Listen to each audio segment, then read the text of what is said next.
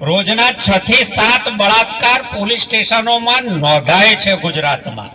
જે નથી નોંધાતા એ જુદા. એટલે ગુનાખોરીમાં ગુજરાતને આગળ લઈ ગયા, ભય વધાર્યો, સલામતી નથી. જે લૂંટો, આંગડિયાની લૂંટો, બેંકોની લૂંટો, બીજી બધી લૂંટો થાય છે, એણે બેફામ માજા મૂકી છે.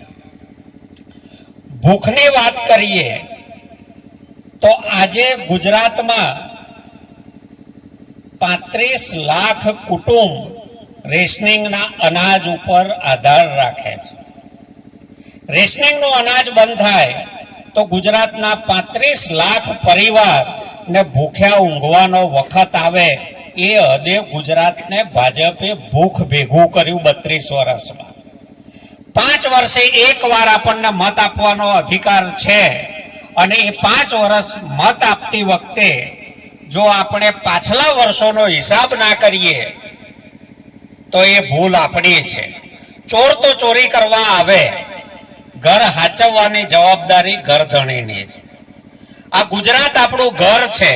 ગુજરાત તમારું ને મારું છે. ગુજરાત કોઈનું પારકું નથી. ગુજરાત દિવસે દિવસે લૂંટાય છે.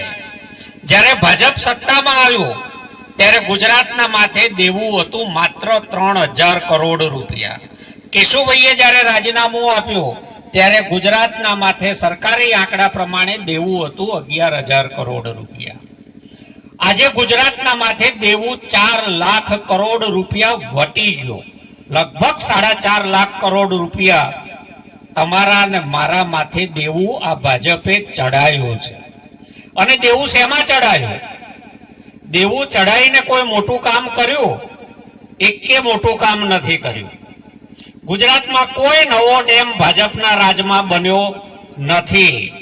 ભય, ભૂખ અને ભ્રષ્ટાચાર મુક્ત ગુજરાતની વાત કરનારા ભાજપનું બીજું સૂત્ર હતું, હર ખેત કો પાણી, હર હાથ કો કામ. આજે ગુજરાતમાં બેરોજગારીએ માજા મૂકી છે. યુવાન દીકરા દીકરીઓ ગ્રેજ્યુએટ થાય, પરીક્ષાઓ ફોર્મ ભરે, પરીક્ષા આપે અને છેલ્લી ઘડીએ પેપર ફૂટી જાય છે. ભરતીઓ થતી નથી. જે ભરતીઓ થાય છે એ ફિક્સ પગારની થાય છે. પૂરો પગાર, પૂરો રોજગાર ગુજરાતમાં ભાજપ આપતું નથી. શિક્ષણનો સત્યાનાશ વાળ્યો. પ્રાથમિક શાળાઓમાં શિક્ષકો નથી. શિક્ષક છે ત્યાં ઓરડા નથી, ઓરડા છે ત્યાં સગવડો નથી. આવા અવ્યવસ્થામાં ગુજરાત શિક્ષણમાં દેશમાં આજે 18મા નંબરે ઊભું છે. તમે જુઓ કે દુનિયા કેટલી ઝડપથી બદલાય છે. અત્યારે યુદ્ધ ચાલે છે. એ યુદ્ધ આખા માણસો વગર ડ્રોનથી અને મિસાઇલોથી લડાય છે. અને આપણા બાળકોને ભણવા માટે શિક્ષકો નથી, ઓરડા નથી, તો આપણા બાળકોનું ભવિષ્ય ભાજપ કેવું ઘડશે? શિક્ષણનું સત્યાનાશ વાળ્યું, આરોગ્યનું સત્યાનાશ વાળ્યું. આજે દવાખાના છે ત્યાં ડોક્ટર નથી, ડોક્ટર છે ત્યાં દવા નથી, ડોક્ટર અને દવા છે તો કમ્પાઉન્ડર નથી. દરેક નાનામાં નાની બીમારી માટે આપણે ખાનગી ડોક્ટર પાસે જવું પડે. ખાનગી ડોક્ટરોના બિલ ભરી ભરીને ગુજરાતીઓની કમર હવે વાંકી વળી ગઈ છે. અને ખાનગી ડોક્ટરોના ભાવ, ખાનગી હોસ્પિટલોના ભાવ આટલા ઊંચા કેમ છે? તો આટલા ઊંચા ભાવનું કારણ ભાજપે શિક્ષણનો વેપાર કરી નાખ્યો.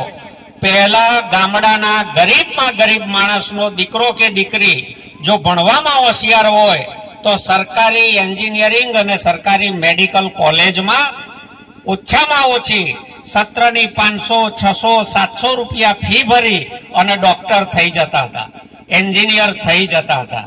આજે ખાનગી કોલેજોમાં સરકારી મેડિકલ કોલેજો ભાજપે મારી નાખી, કારણ કે એના નેતાઓએ ખાનગી મેડિકલ અને એન્જિનિયરિંગ કોલેજોનો વેપાર ચાલુ કર્યો. આજે 5-6 કરોડ રૂપિયા વગર કોઈનો દીકરો કે દીકરી ડોક્ટર ખાનગી કોલેજમાં થઈ શકતા નથી. અને 5-6 કરોડ રૂપિયા ખર્ચીને જ્યારે ડોક્ટર થાય તો નોકરી કરે એ પૈસા વસૂલ થાય નહીં. એટલે MBBS થયા પછી પાછી માસ્ટર ડિગ્રી લેવી પડે, સ્પેશિયાલિસ્ટ થવું પડે, બીજા 2, 2.5, 3 કરોડ રૂપિયા ખાનગી કોલેજોમાં વાપરવા પડે. અને આટલા 7, 7.5, 8 કરોડ રૂપિયા ખર્ચીને જે દીકરો કે દીકરી ડોક્ટર થાય એને પાછા પોતાનું દવાખાનું કરવું પડે, સાચા કે ખોટા ઓપરેશન કરવા પડે, જરૂર ના હોય તો એ દવાખાનામાં દાખલ કરી દેવા પડે, જરૂર ના હોય તો એ બાટલા ચડાવી દેવા પડે, કારણ કે મહિનાના અંતે લોનના હપ્તા ભરવાના છે.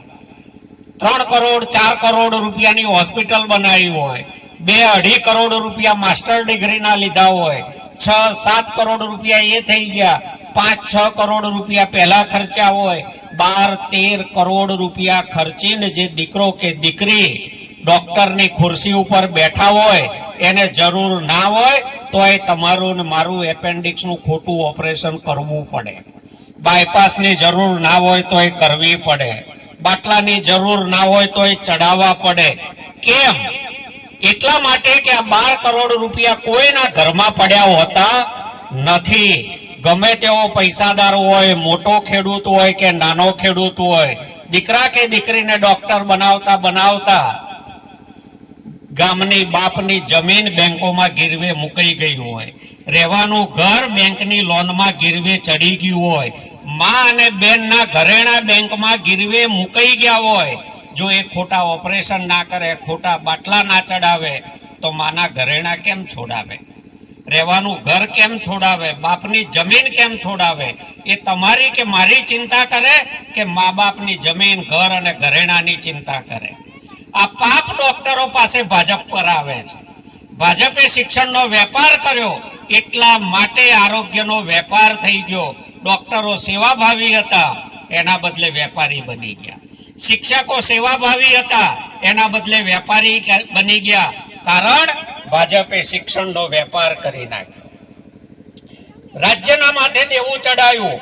કોઈ ડેમ નહીં, કોઈ કોલેજો નહીં, કોઈ સિવિલ હોસ્પિટલો ગુજરાતમાં નવી બનાવી નથી. 2 સિવિલ હોસ્પિટલો સરકારી હતી એ ખાનગીને વેચી મારી છે. પાલનપુરની બનાસકાંઠા જિલ્લાની હોસ્પિટલ શંકરભાઈ ચૌધરીના ટ્રસ્ટને આપી દીધી. ગોધરાની હોસ્પિટલ ઝાયડસ કેમિકલને ચલાવવા આપી દીધી. ગરીબ માણસ હોસ્પિટલના બારણે મરે તોય ખાનગી હોસ્પિટલ કોઈ દયા દાખવે એમ છે નહીં. આ પાપ ભાજપે આપણે આપેલા મતના કારણે કર્યું છે. એટલે આ બધામાં ક્યાંક ને ક્યાંક જવાબદારી છેલ્લે તમારા મારા ઉપર આવીને ઊભી રહે છે. કારણ કે આપણે આંખ મીચીને ધર્મના નામે, નાતના નામે, હગપણના નામે ભાજપને મત અત્યાર સુધી આપ્યા છે. આ આપણી એક ભૂલ આપણું આરોગ્ય બગાડે છે, આપણા બાળકોનું ભવિષ્ય બગાડે છે. આજે ટેકનોલોજીની દુનિયા, આર્ટિફિશિયલ ઇન્ટેલિજન્સ ક્યાંય ની ક્યાંય પહોંચી ગઈ.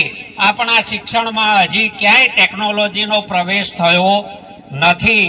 જે કક્કો બારખડી ને એકડી ભણાવતા હતા એની એ જ આજે ભણાવે છે. બદલાતી દુનિયામાં આપણા બાળકો કેવી રીતે ટકી શકશે? ગુજરાતની વધતી માથાદીઠ આવકના આંકડા આપે છે 3 લાખ રૂપિયા દરેક ગુજરાતીની માથાદીઠ આવક થઈ ગઈ એવા બણગા ફૂંકે છે. પણ એમાંથી ઉપરના ઉદ્યોગપતિઓની આવક કાઢી નાખો તો ગુજરાતી સરેરાશ 1.25 લાખથી વધારે વર્ષે કમાતો નથી. 1.25 લાખ રૂપિયા એટલે મહિને 10 થી 12 હજાર રૂપિયા. આજે 10 થી 12 હજાર રૂપિયામાં કોનું પૂરું થાય? ભાજપ કેન્દ્રમાં આવ્યું ત્યારથી લોકોને લાઈનમાં ઉભા રાખે છે. પહેલા નોટબંધીમાં લાઈનમાં ઉભા રાખ્યા, પછી આધાર કાર્ડ લિંક કરાવવા લાઈનમાં ઉભા રાખ્યા, પછી પાન કાર્ડ લિંક કરાવવા લાઈનમાં ઉભા રાખ્યા. લાઈનમાં ઉભા રહેતા અત્યારે ગેસના બાટલાની લાઈનમાં ઉભા રાખ્યા છે. હવે તો જાગવું પડશે કે નહીં? આ 5 વર્ષે મળતો મોકો આપણને મળે છે. આ 5 વર્ષે જો આપણે એની એ ભૂલ કરશું તો ગુજરાતના ખેડૂતો માથે આજે 1,44,000 કરોડ રૂપિયાનું દેવું સરકારના કહેવા પ્રમાણે છે.